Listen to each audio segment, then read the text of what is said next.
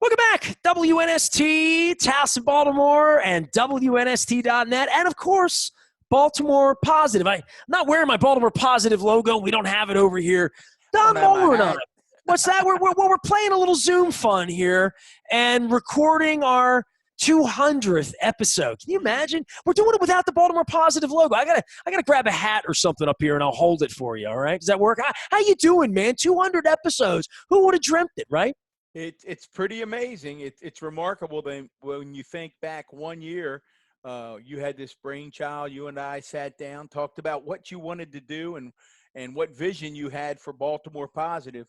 And to think that we're 200 episodes in since Dutch was our inaugural guest over at Pizza John's. And it's just, there you go. You got your Pizza John's cup. But you can see me now, so when I hold up the cup. I always kid Dutch, there can only be one number one. So we've had terrific guests, but there can only ever be one number one, and Dutch was indeed number one. So no, it's been a terrific year. It's been an educational year.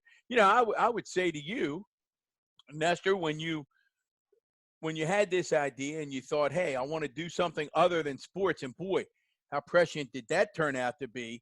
But when you look back in terms of your vision, what did you want it to be, and are you comfortable that it's heading in that direction? Yeah, I think the whole concept here was to have a very, very frank conversation about the city. And for me, Don, you know, it began. I love my condo. I love where I live. I invested in Baltimore. I bought in the city. And it's fascinating that we've had a conversation with Ron Cassie, and that will run after episode 200. So next week with Ron Cassie on how to fix Baltimore, right? And that's anybody that's had the mask and the gloves on now at the grocery store. I was at the grocery store down in McHenry Row, and I walked in and I saw the magazine there, How to Fix Baltimore. And isn't that really what we've been, literally, isn't that the ongoing Baltimore Positive? Isn't that the conversation Dan Rodricks has been having for 40 years, right? Isn't that the conversation that Martin O'Malley was having as a mayoral candidate, as the mayor, as the governor, and now when he comes back? Isn't that the same conversation Barbara Mikulski had? And Don, I haven't talked about this ever, I don't think. But when I was 17 years old, and you know this, I mean, you were one of my mentors. You were in my life at that point. So, I mean, you have this really unique view of me because you really did know me in 1982. Most people don't have that perspective on the 13-year-old kid that came in and wanted to be in a journalism class, and how we're 200 episodes into this thing, and I'm 52, and it's crazy, right? And we got a football team called the Ravens. Who knew, right? So all these things have happened. But I take back to that point in my life, and I found all of my deeds and wills and all that kind of stuff in the aftermath. And you introduced me to Lou Weinkamp, and I have a house issue with my mom's estate, like anybody else that's never really been through the death of their parent.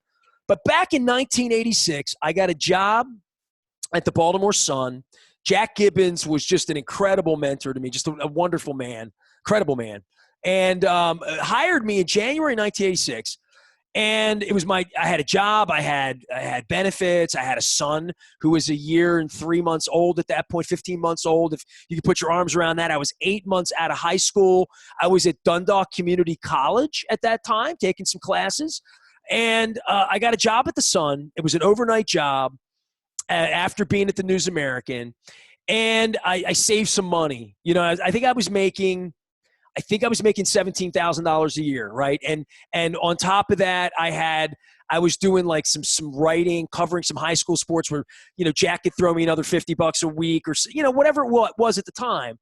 That really changed my life, right? And I worked down at 501 North Calvert. My parents had to sign a permission slip for me to get into the Baltimore Washington Newspaper Guild with David Simon and Rafael Alvarez and all these other incredible people in my life. And I cobbled together like $3 or $4 grand. Okay. I cobbled together some money. And I had, I was not married to Michelle, who's my son's mother at the time, who you knew well. And we were looking for a home. And I had a couple of grand. I might have had $2,500. You know what I mean? Whatever it took to get money down to get an SBA loan as an 18-year-old. I wasn't even 18 yet. I was 17, okay? So I saved this money, and on my 18th birthday, I went to buy a home, okay? So I had $2,500.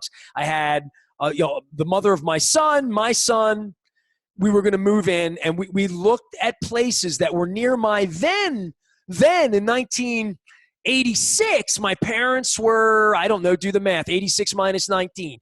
They were 67 years old, right? So they were older then. And my dad said, you got to buy a home. My dad worked at the Point, right? You got to buy a home. You got to buy a home.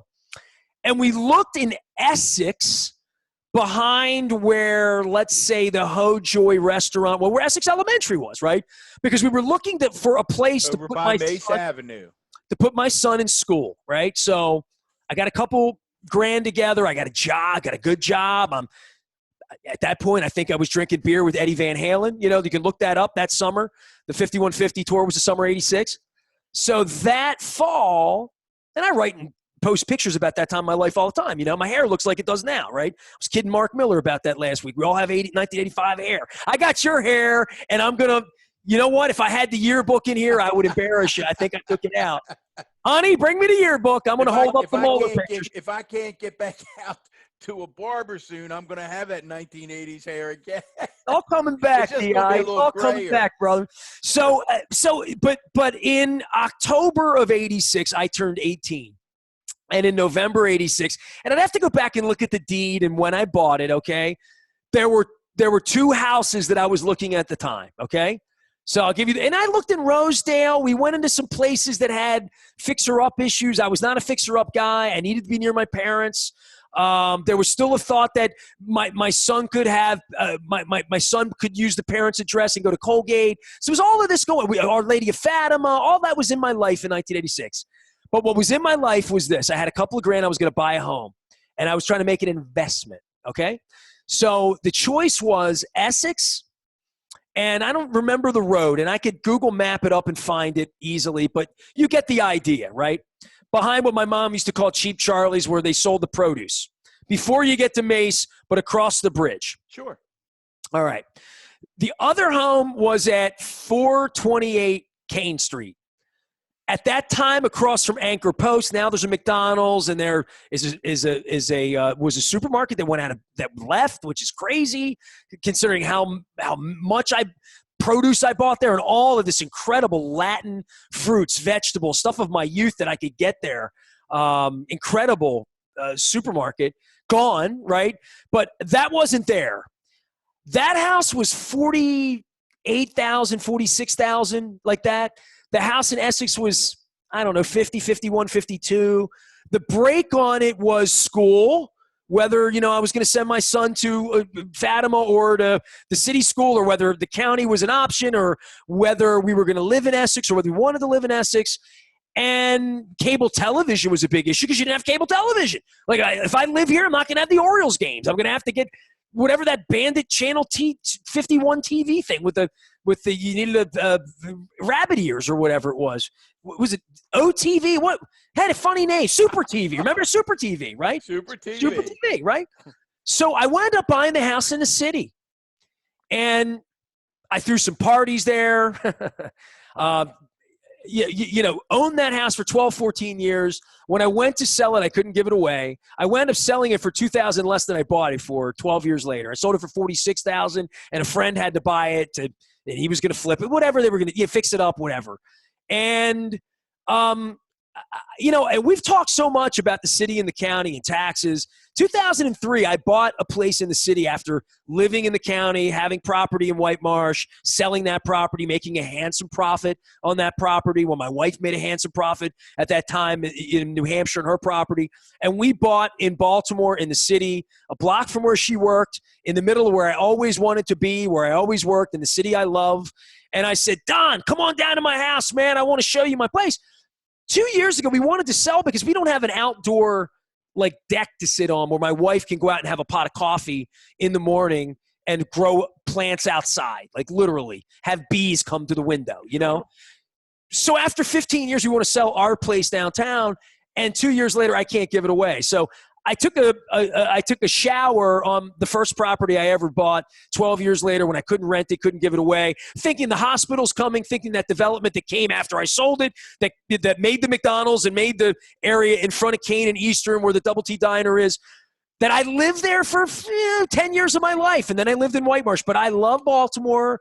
I moved downtown. And you ask me why, right? The why is I love Baltimore, and I went to sell my place thinking, well, we're going to move probably to like Locust Point, or like we don't want to leave the city. We don't want to live in Harbor East because the freeway didn't lead us to the airport. Don, my wife's had cancer twice and almost died. You know this. I love Baltimore, and COVID has changed everything, right? Like literally everything about what's going to happen after this. I don't know where we are, but we need to fix the city. Every element of the city, everything that was in that BMAG piece that we've talked about, every segment we've ever talked about, whether it's Sonia Santalese, whether it's Johnny O, whether it's Barry Glassman, talking about the city. We need to fix the city, and whatever – I just realized my glasses are upside down. Whatever we need to do, we're going to do. And that's rolling our sleeves up. That's Baltimore Positive. And I think that's the spirit of literally every single guest, and you're the executive producer of Baltimore Positive. Every guest you've booked has been someone that, you know what, here's an example. I'm just looking at something that's within my arm's reach. I'm reaching off camera, but this pin was given to me by Martin O'Malley's brother that sort of looks like him that I don't know. Peter. Perfect. And I was standing next to Brandon Scott, who was wearing a jacket that looked sort of like mine right now, pinstripe. He looked good. Jack Young was there. Catherine's going to jail. This is last Preakness. And all we were concerned about was keeping the Preakness in Baltimore. Think about where we are Preakness. The Derby's this week, right? Preakness should be this month. And think about what this means to the city, that the whole city shut down. We don't have a Preakness right now. But take that Preakness theme. I mean, we've had him on as a guest, friend of yours and mine, our good friend Bill Cole. Bill, rolled up his sleeves, got to work on saving the Preakness. Really got it done. And that structure looks beautiful, doesn't it? That rendering, and it doesn't look – it looks really appropriate, and it looks like something that's built for the 21st century. Well, you know what I mean? It doesn't look like Saratoga, right? I mean, where I went – I love, right? But it doesn't look like Churchill Downs. But it looks like, hey, we're trying to save horse racing here for the farms and for Kevin Plank and for, for all that it represents in Maryland. And we're trying to make it appealing to your daughter who's going down to Roanoke for college, right, that she would come back with the man she's going to marry 10 years from now and say, put a jacket on. We're going to the Preakness, right? Hopefully my granddaughter gets to Roanoke with all the other entering freshmen around the country. Hopefully there'll be a fall semester. But when you talk about the Preakness, I think that's a segue, because my takeaway from the year is how much hope there is. And we can talk more about the mayoral election. We're going to have the candidates on next week. I mean, I think it's going to be a really exciting election. The latest polling. We have no idea who's going to win, right? Like literally. Oh my gosh. The latest polling results that I've seen are remarkable. I mean, you really have 4 or 5 candidates bunched near the top. It's anyone's race, and it really is going to come down to who can turn out their voters. But going back to the theme, I've been inspired, whether it's elected leaders, whether it's been community leaders, whether it's been business leaders, whether it's been leaders in the health field and higher education and public education. There are great people who believe in Baltimore City. And more importantly, they believe in the Baltimore region.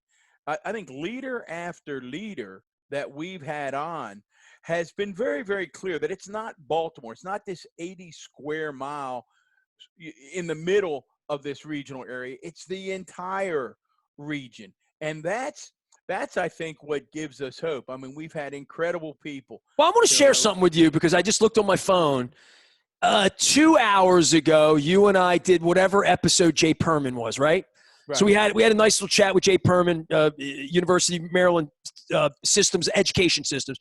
And when we get done, sometimes you send me a little Chris Thomas pep talk, or you'll say, "That's a great segment." No one's more excited. No one gets more excited about this show than you, right? You're more excited about this. Cheerleader.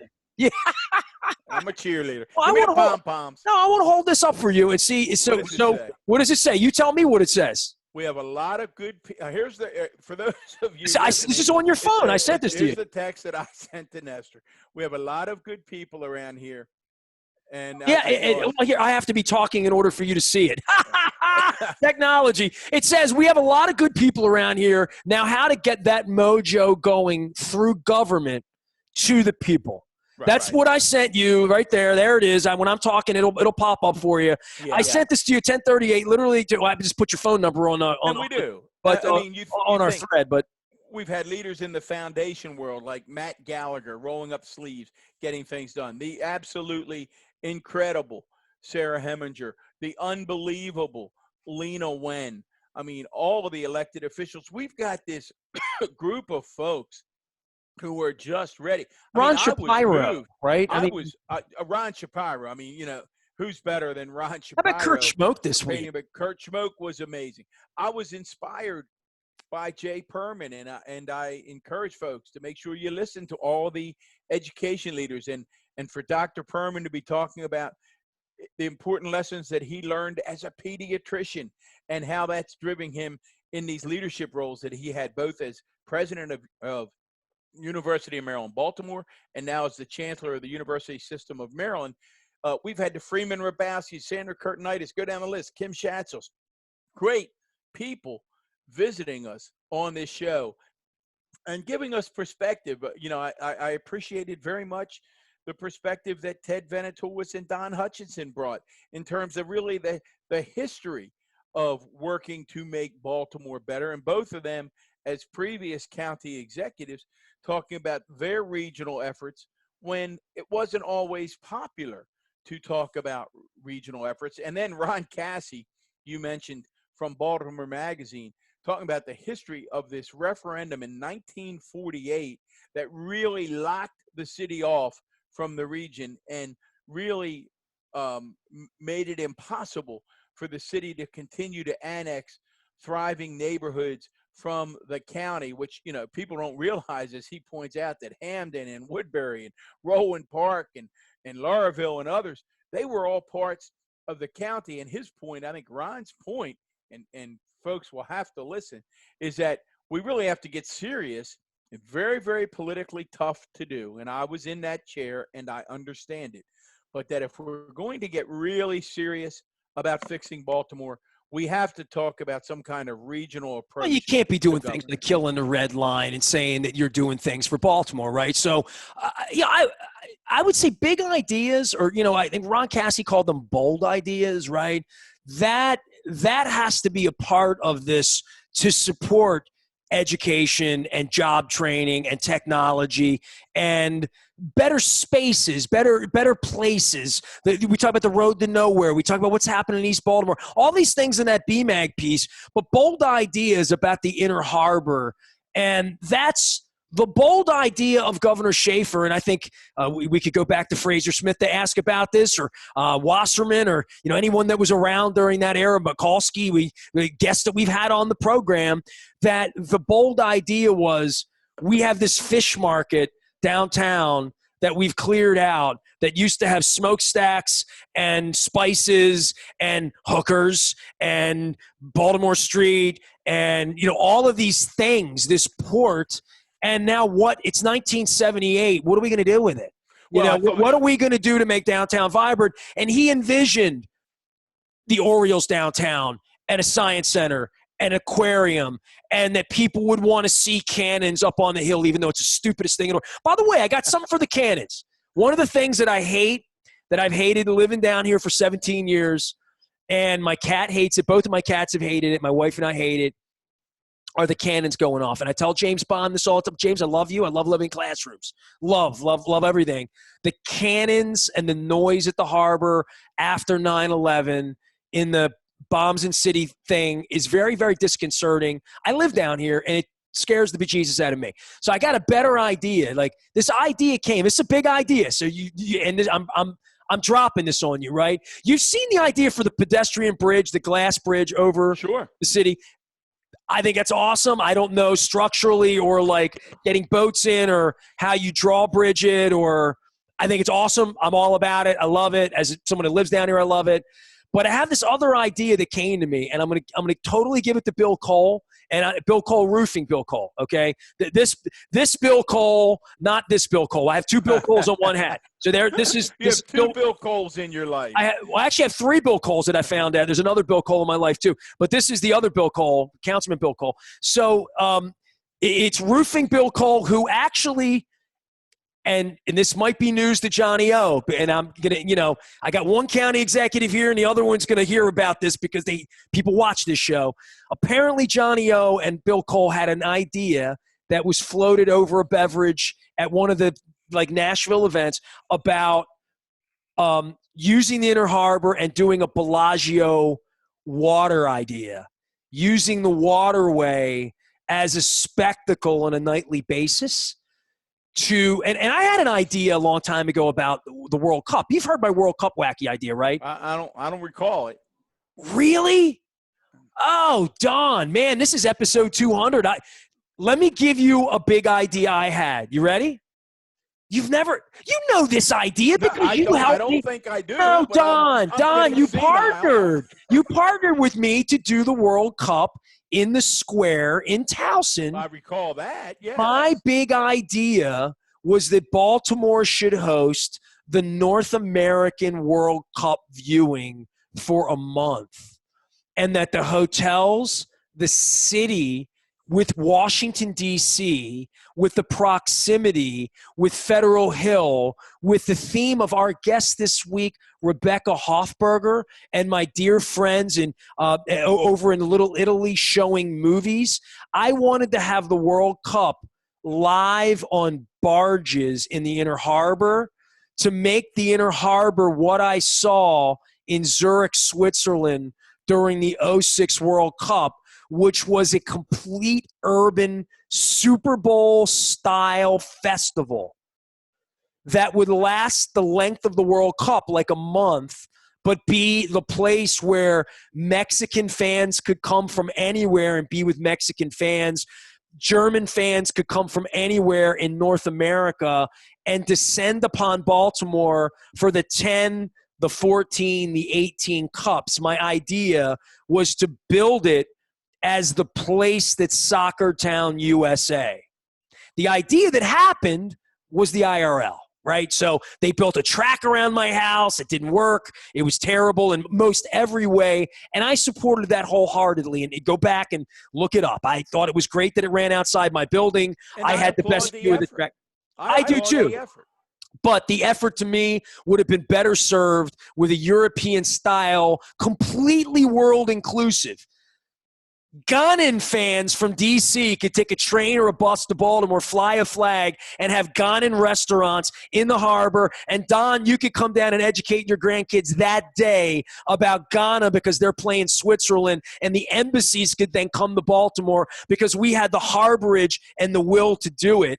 And I brought it up. I brought it to Ed Hale. I brought it to the city. And it just never, it just was like not Sheila Dixon. She was just not going to get – Martin, I think, was out of it. It was my idea in 6 and 7 and 8 because my wife and I would walk across the street to the harbor with a pot of coffee and a boombox, and we would listen to music. It was like our little romantic thing. We'd hold hands at 8 o'clock on Saturday morning. We would walk down to the park, and I would sit at the harbor and look and dream and say, this is such a great place. I was just in Hong Kong. I was just in Amsterdam. We just went to Sydney, and this – Baltimore is that awesome. It should be like Hong Kong. It has a waterway. It should have Under Armour and Domino Sugar and all of these things. That's what Baltimore should have. So this idea about turning the harbor into water that you could drink, right? So we always talk about our sponsors. I want to give some love to my friends at Liberty Pure because Doug Workman's trying to teach me about water. I think water is the most important issue we have aside from lead, paint, and crime and education, all those things. But water is the one thing. We talk about COVID and all the weird stuff. Water should be Baltimore's big idea. And, I endorsed what Martin O'Malley began, that there was a study in 2011. It came up on my timeline this week, all right? It said by 2020 you should be able to swim in the Inner Harbor. That was really a thing. It's 2020. We're not swimming in the Inner Harbor, but maybe by 2035 we could be. And part of that would be by making the Inner Harbor this boardwalk where you could get a chap's pit beef or a Thrasher's fries or a proper fried dough or all of that. That was Governor Schaefer's dream back in 1978 when he built Harbor Place. All that's still possible in some new way, in the same way that not this Bill Cole is trying to build this thing that, quite frankly, looks like a presidential library and telling me it's going to be a racetrack, which I'll buy, So there, have at No, it. I mean, I think that's a good summary of the enthusiasm of a year's worth of shows, the leadership, the lessons, the positivity, the Let's people save the believing, baseball team first, Don. the tapping it. Well, I'm comfortable with the baseball team. I'm very happy actually with the baseball team. Seems to have been proactive in terms of ticket refund policies and very generous with that. So I give them Every time credit for you that. go. I was just singing the magic. Yeah. So You I think hopefully we play some baseball and some football this year, and I'm confident that year 2 we'll continue to have great guests. We'll continue to have great stories. We'll have a new mayor. We'll have the new mayor on, and as I said, everybody pay attention. We've got about 1 month to go. The election's going to matter. 4 or 5 people can win this thing. Going to be very close and going to be important to the future of Baltimore City. So I think it's been a great year, and vote. You are the mail. best executive producer who's never been an executive producer before. You want that title, or what do you want? I'm just happy to be here and be part of Baltimore. Why did you do this? When I can't. You were the county executive. There was another radio station that was courting you, and other media courting former county executive and awesome communicator Don Moeller. Why did you think this was a good idea? I mean, think about all the conversations we've had, the people we've met, the extensions. We'd love to have more sponsors. Please sponsor us. We're about to sign new sponsors as well. But you didn't have to do this. I mean, why did you get involved in this? Well, I mean, listen, the bottom line is, and we've got to run and do another episode right now. But I'm a people guy. We've joked that during a pandemic, for guys like me, this is a killer. If you're an extrovert, this is a killer. I've taught you how to use Zoom. You're using Zoom, right? I'm zooming away. My wife, not so much. She's an introvert. She's not crazy about the pandemic, but she'd be the first to tell you that it's easier for her than it is for me. But for me, it's about the people. Listen, Nestor, I've been blessed in a career to work with great people alongside great people. It's always, to me, great people. It's been about a collaboration and the ability to sit down with really outstanding people and tell their story, whether they're community people, sports people, elected officials, health officials, arts and science folks. They're great people out there. This city has a great future, and to be part of telling it, that's why I wanted to do it. One of the really cool things was have Reverend Al Hathaway on, because I said to him that day over at Jennings, I said, man, you show up for 10 seconds on the news. I don't know any. Same thing with Sonia Sanley. Something, people that just show up on a show for a minute or a sound bite. I mean, even you back in the days of stretching out and sitting with a county executive and really talking is what we wanted to do. So, hey. We have great leaders in the region. I'm so glad you mentioned Reverend Hathaway. I mean, just the faith-based community. You can't help, after you spend an hour with Reverend Hathaway, feeling better. You feel better spiritually. This is like an episode of Hairspray. It's one big stew of Baltimore people, right? Good morning, Baltimore. Absolutely. I'm learning the song. 200 down, 200 more to come. He is Don Moeller. I am Nestor. I'd like to say we are WNST.net, but we're Zooming it. So there you have it. Episode 200 in the can, and many more ahead. Stay with us. We are WNST.net, AM 1570, and Baltimore Positive.